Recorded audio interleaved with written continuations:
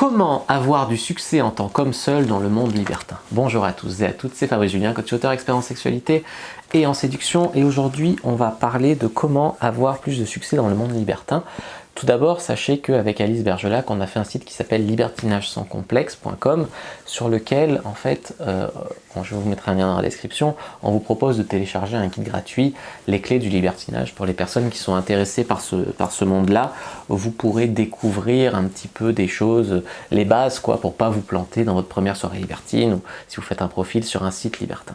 Tout ça dans le respect des libertins, l'hygiène, les capotes, le respect pas dénigré, les filles c'est pas des putes, parce que c'est des libertines qu'il faut être traité comme des salopes ou quoi, dans le respect de la communauté libertine bien évidemment. On vous y invite à vous y initier dans ce guide, vous pouvez le télécharger facilement dans la description.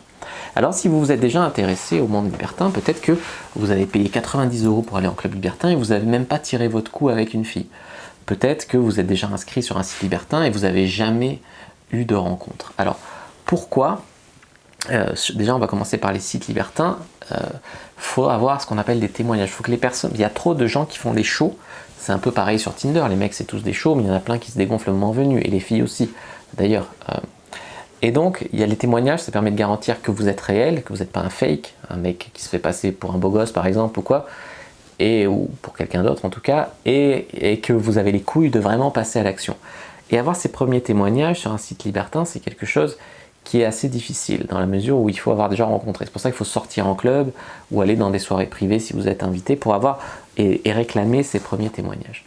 Ensuite, il faut avoir des photos qui vous mettent en valeur. Souvent, sur le site, tu mets des photos de ton corps, habillé ou pas, en tout cas des photos sexy, et en privé, que juste les gens que tu as choisis puissent voir, les gens que tu vas rencontrer, ton visage. Ça permet un certain anonymat, ce qu'on appelle album privé, album ouvert pour certaines personnes. Il y a des gens qui mettent des photos en gros plan de leur sexe sur les sites libertins, c'est pas forcément ce que je conseille. Voilà, une bonne description, inspirez-vous des descriptions qui ont du succès, vous allez vous regarder les autres hommes seuls du site, vous voyez ceux qui ont 20-30 témoignages, vous regardez un petit peu comment est foutu leur profil, le genre de trucs qu'ils mettent dans leur description. Par exemple, il y a le problème de l'homosexualité. Il y a dans la description des mecs qui vont mettre « je suis super ouvert d'esprit », etc. Il y a des hommes qui voudraient bien faire du candolisme, regarder un mec baiser leur femme, mais que là c'est pas une fille, bref. Mais que voilà, ils se disent si le mec il m'est ouvert d'esprit, ça veut dire qu'il est homo, il va essayer de toucher ma bite et tout. Et à côté de ça, il y a d'autres personnes qui sont vraiment hétéro-ouverts, hétéro-curieux, hétéro-flexibles ou bi, et eux au contraire ils vont privilégier les partenaires qui peuvent se mêler, soit un trio où on se touche pas, soit un trio où on se mélange, ça dépend des gens. Donc ça c'est des questions à aborder soit dans la conversation, soit dans la description. En général je conseille de ne pas mettre, si vous êtes hétéro flexible ou hétéro curieux ou hétéro ouvert, plus le dire dans la conversation, parce qu'il y a beaucoup de gens, voilà, les mœurs sont encore assez fermées là-dessus, et donc il y a beaucoup de gens qui peuvent être désagréables avec les personnes qui sont bisexuelles par exemple. Donc voilà, même si c'est libertin, ça reste quand même pour beaucoup un peu hétéro. Pour les femmes, c'est beaucoup plus bisexuel. Il y a beaucoup de femmes qui sont bi ou hétéro-flexibles dans le monde libertin, beaucoup plus que des hommes en tout cas. Donc voilà, pour faire votre description, j'avais déjà fait une vidéo sur Le Grivois, ma chaîne Le Grivois, sur comment faire une bonne description sur un site libertin. N'hésitez pas à aller la voir en complément de cette vidéo.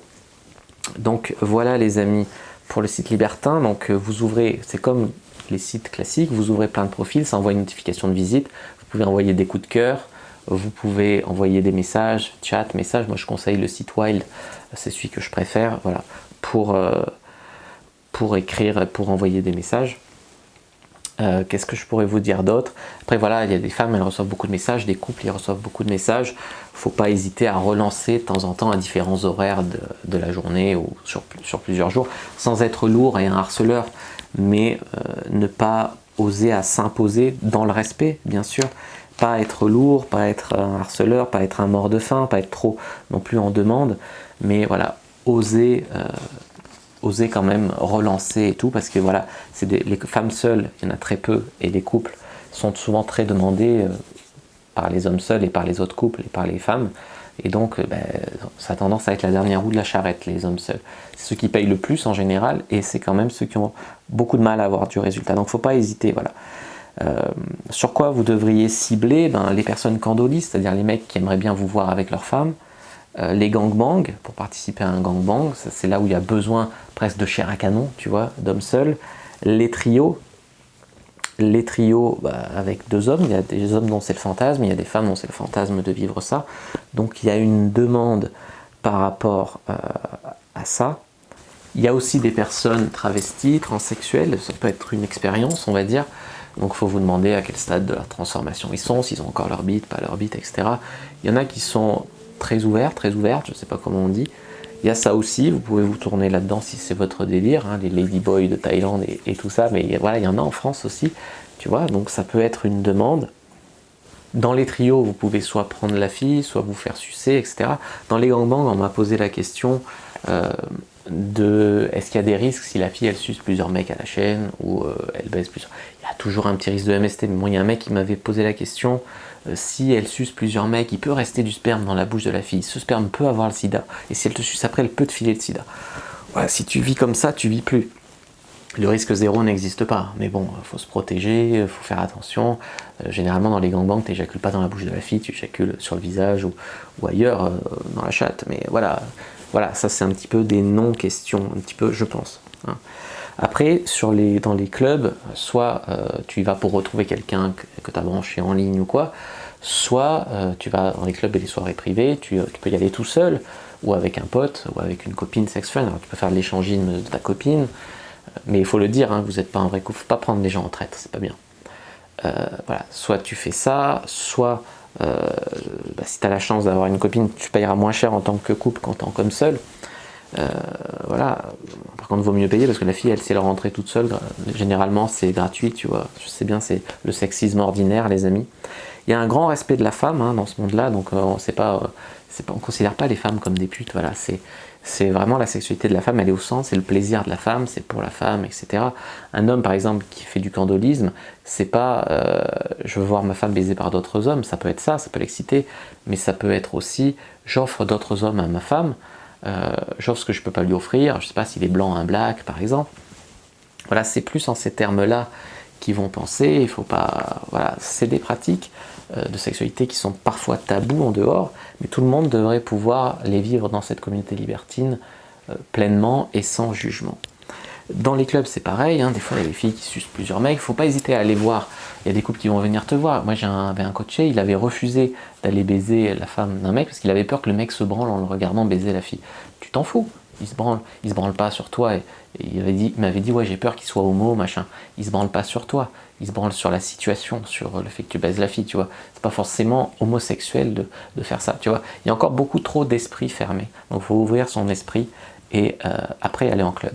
Après voilà, il faut s'imposer, il ne faut pas hésiter à demander si vous pouvez rentrer dans une pièce où il y a des gens qui baisent, à essayer de participer à une orgie, à aller voir les couples qui vous plaisent et leur demander s'ils sont intéressés. Mais à côté de ça, il ne faut pas être lourd.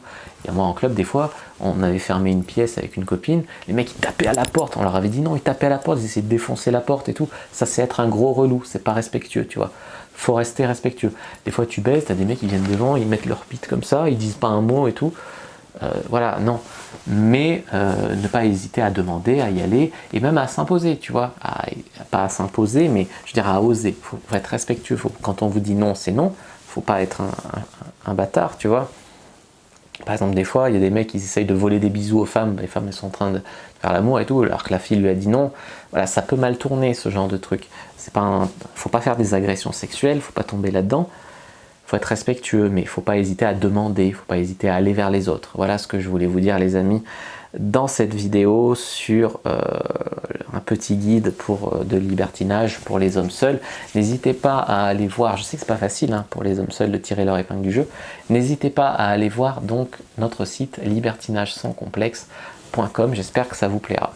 Voilà, si vous avez bien aimé cette vidéo, n'hésitez pas à mettre un like sous la vidéo, à commenter, s'il reste des questions, je répondrai avec grand plaisir, à vous abonner à la chaîne, activer la cloche pour ne pas rater les prochaines vidéos, à me suivre sur les réseaux sociaux, Instagram, Twitter, Facebook, etc. Rejoindre le groupe de la communauté Cyprine, télécharger gratuit dans les commentaires. Puis moi je vous dis à bientôt et que le dieu de la sexualité soit avec vous.